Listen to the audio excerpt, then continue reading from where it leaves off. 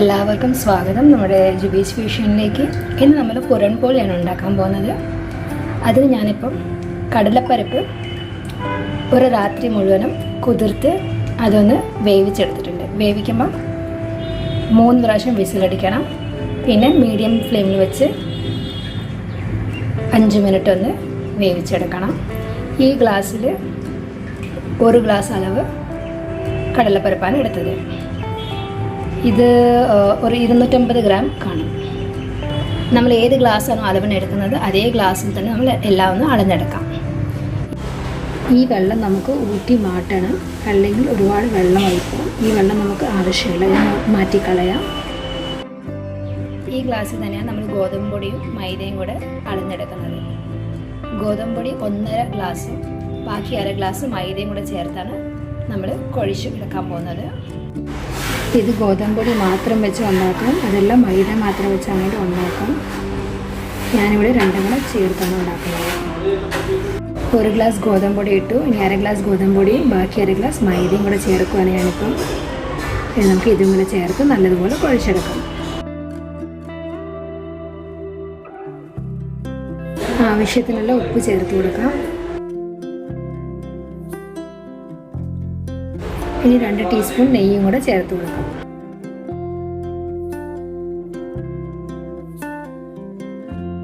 നല്ല സോഫ്റ്റായിട്ട് കുഴച്ചെടുക്കാൻ ശ്രമിക്കണം. പിന്നെ എൻ്റെ വീഡിയോ നിങ്ങൾ ആദ്യമായിട്ടാണ് കാണുന്നതെങ്കിൽ നിങ്ങൾക്ക് വീഡിയോ മുഴുവൻ കണ്ട് ഇഷ്ടപ്പെട്ടാൽ ലൈക്ക് ചെയ്യുക, സബ്സ്ക്രൈബ് ചെയ്യുക. ഇതിന് മുൻപ് ഇട്ട വീഡിയോസും കൂടി ഒന്ന് നിങ്ങൾ കയറി നോക്കുക. നല്ല വീഡിയോസൊക്കെ ഇട്ടിട്ടുണ്ട്. സമോസ ഉണ്ടാക്കുന്ന വീഡിയോ, അതല്ല കോർൺ വെച്ചുള്ള വിവിധ റെസിപ്പീസൊക്കെ ഇട്ടിട്ടുണ്ട്, നോക്കുക. പരാട്ടയുടെ വീഡിയോ, പിന്നെ മേത്തി പരാട്ടയുടെ വീഡിയോ, ഇതൊക്കെ ഇട്ടിട്ടുണ്ട്. നിങ്ങളത് ചെന്ന് നോക്കുക. ബാക്ക്ഗ്രൗണ്ട് നോയ്സ് വരുന്നുണ്ട്, നിങ്ങൾ ക്ഷമിക്കുക, കാരണം ഇവിടെ പണി നടന്നുകൊണ്ടിരിക്കുകയാണ്, അതുകൊണ്ടാണ്. കുഴച്ചെടുത്തപ്പോൾ ഇച്ചിരി വെള്ളമയം കൂടിയതുപോലെ തോന്നി, അതുകൊണ്ട് ഇച്ചിരിയും കൂടെ പൊടി ചേർത്ത് കൊടുത്ത്, ആട്ടപ്പൊടി ചേർത്ത് കൊടുത്ത് ഞാനതൊന്നും കൂടെ ഒന്ന് കുഴച്ചെടുക്കുന്നുണ്ട്, സോഫ്റ്റ് ആക്കുന്നത് വരെ.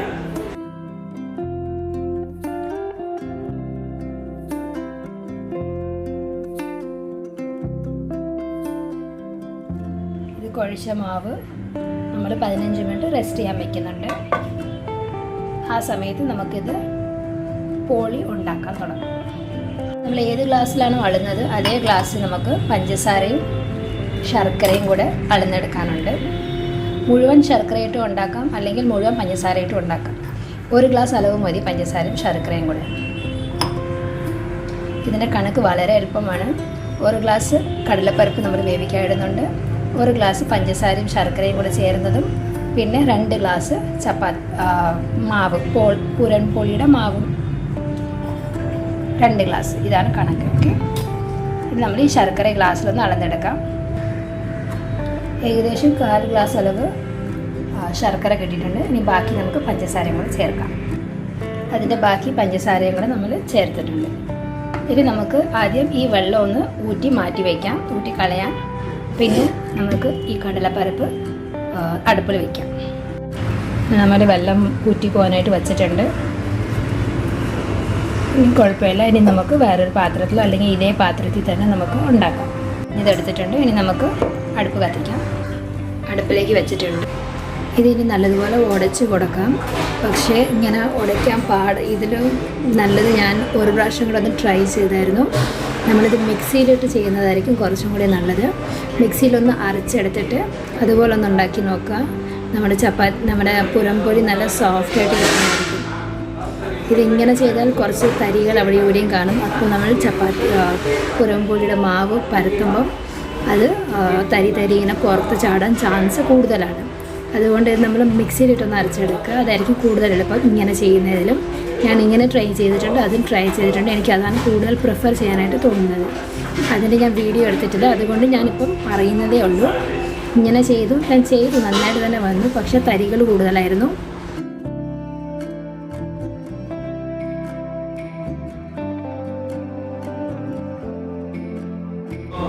ഇനി ഇത് അടുപ്പിൽ വെച്ച് നമുക്ക് പഞ്ചസാരയും ശർക്കരയും കൂടെ ചേർത്ത് കൊടുത്ത് അതിൻ്റെ വെള്ളം വറ്റുന്നത് വരെ ഒന്ന് ഇളക്കി കൊടുത്ത്, പിന്നെ നമുക്ക് 2-3 ഏലക്കയും കൂടെ പൊടിച്ചത് ഇട്ട് കൊടുക്കാം. അങ്ങനെ ഇട്ട് കൊടുത്താലേ ഇതിന് ടേസ്റ്റ് വരത്തുള്ളൂ. അതിൻ്റെയൊക്കെ വീഡിയോ കിട്ടിയിട്ടുണ്ട്. നമ്മൾ കുഴച്ച് വെച്ച ആട്ട നമുക്കൊന്ന് ഉരുട്ടി മാറ്റി വയ്ക്കാം. എത്ര ഉരുളകളുണ്ടെന്ന് നോക്കാം. ഇതേ സൈസിലായിരിക്കണം നമ്മുടെ പോളിയും ഉരുട്ടിയെടുക്കേണ്ടത്. ഇതുപോലെ രണ്ടും സെയിം സൈസിലായിരിക്കണം. ഇനി ആട്ടയുടെ ഉരുള ഇങ്ങനെ എടുത്തിട്ട് ഇങ്ങനെ ഒന്ന് വിടർത്തി കൊടുക്കും. പരത്തി കൊടുക്കുക കൈ കൊണ്ട്. പിന്നെ നമ്മുടെ ആ പോളിയെടുത്ത് ഇതിൻ്റെ ഉള്ളിലേക്ക് വെച്ചിട്ട് ഇത് നമുക്ക് ഇങ്ങനെ ചുരുട്ടിയെടുക്കാം. വീഡിയോ അങ്ങോട്ട് ശരിക്ക് വരുന്നില്ല, എനിക്കറിയാം. ഇതുപോലെ ഒന്ന് ചുരുട്ടിയെടുത്താൽ മതി.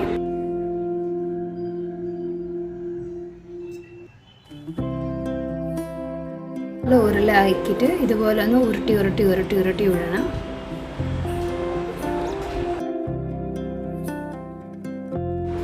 ഇനി ഇതൊന്ന് കൈ വെച്ച് ഒന്ന് പരത്തിയിട്ട് ഇതുപോലെ ഒന്ന് പരത്തിയിട്ട് അതിന് നമുക്ക് ഈ ചപ്പാത്തി കല്ലിൽ വെച്ച് പരത്തിയെടുക്കാം.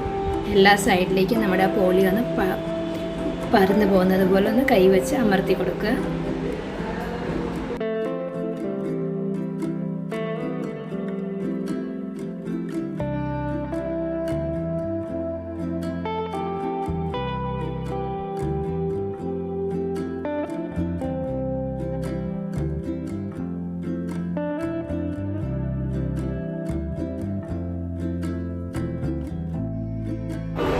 ഇനി ഇതുപോലെ ഈ പൊടിയിലേക്കൊന്ന് മുക്കി കൊടുത്തിട്ട് 2 വശവും മുക്കി കൊടുത്തിട്ട് നമുക്ക് പരത്തിയെടുക്കാം.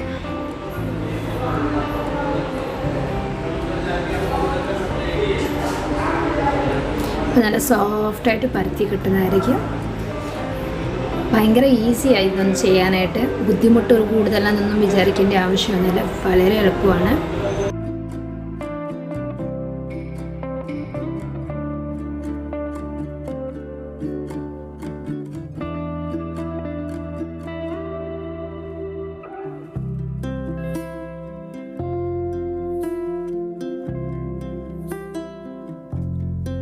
ഇടയ്ക്ക് ഒട്ടി പിടിക്കുന്നത് പോലെ തോന്നുന്നിടത്ത് നമുക്കിതുപോലെ പൊടി വിതറി കൊടുത്ത് ഇങ്ങനെ പരത്തി എടുക്കാം. ഇത് മഹാരാഷ്ട്രയിലെ ഒരു തനതായ റെസിപ്പിയാണ്, ഡിഷാണ്.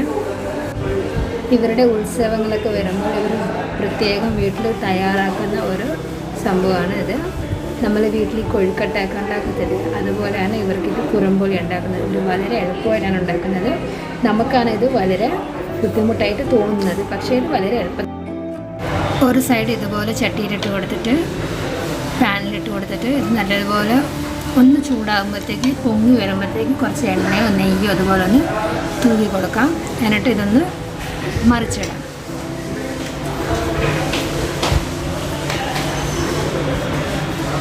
പിന്നെ ഈ സൈഡ് ഒന്ന് പൊങ്ങി വരുമ്പോൾ മറിച്ചിടാം.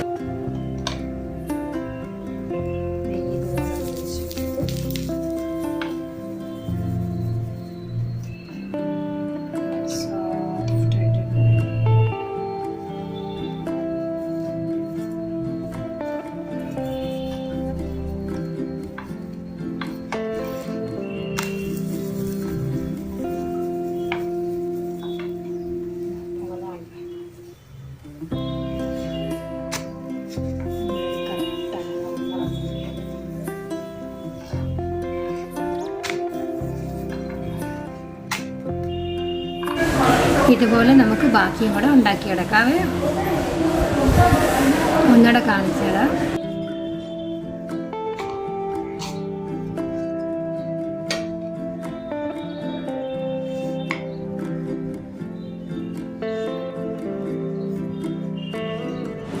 ഇങ്ങനെ എടുത്ത് നമുക്ക് പരത്താം. പിന്നെ ഒരു സ്റ്റേജ് കഴിയുമ്പോൾ ഇതിന് നമ്മൾ ഈ ചട്ടി പരത്തുന്ന കല്ലില്ലേ, ഈ കല്ല് മാത്രം ഒന്ന് തിരിച്ച് കൊടുത്ത് നമുക്ക് പരത്തിയെടുക്കാം. എപ്പോഴും ഇത് എടുക്കേണ്ട ആവശ്യമില്ല, പക്ഷെ ഒന്ന് ശ്രദ്ധിച്ചാണോ അടുക്കി പിടിക്കുന്നുണ്ടോ എന്ന് നോക്കിക്കോണം. നല്ല സോഫ്റ്റ് ആയതുകൊണ്ട് പെട്ടെന്ന് കല്ലിൽ പിടിക്കാൻ ചാൻസ് കൂടുതലാണ്, അത് ശ്രദ്ധിച്ചൊന്ന് ചെയ്താൽ മതി.